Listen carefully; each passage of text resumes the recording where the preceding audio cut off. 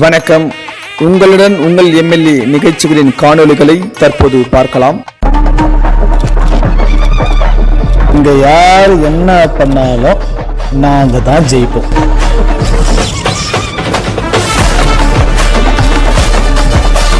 வேலூர் ஜலகண்டேஸ்வரர் ஆலயத்தில் இருந்து திருவண்ணாமலையில் உள்ள அருள்மிகு அண்ணாமலையார் திருக்கோவிலுக்கு திருக்குடைகள் வழங்கும் ஊர்வலம் நிகழ்ச்சி வெகு விமர்சையாக நடைபெற்றது.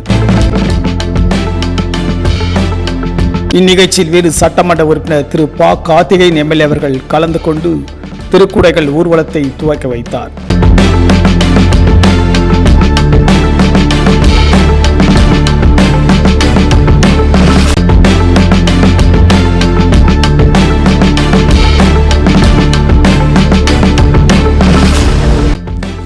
இதேபோன்று வேலூர் சேன்பாக்கம் பகுதியில் உள்ள செல்வி விநாயகர் ஆலயத்துடன் இணைந்த கிராம தேவதை ஸ்ரீ பொன்னியம்மன் ஆலயம் கட்ட ரூபாய் 48 லட்சம் மதிப்பீட்டில் தமிழ்நாடு அரசு இந்து சமய அறநிலைத்துறை பொது நிதியில் கட்டுவதற்கு அடிக்கல் நாட்டு விழாவில் வேலூர் சட்டமன்ற உறுப்பினர் திரு ப. கார்த்திகேயன் எம்எல்ஏ அவர்கள் அடிக்கல் நாட்டினார்.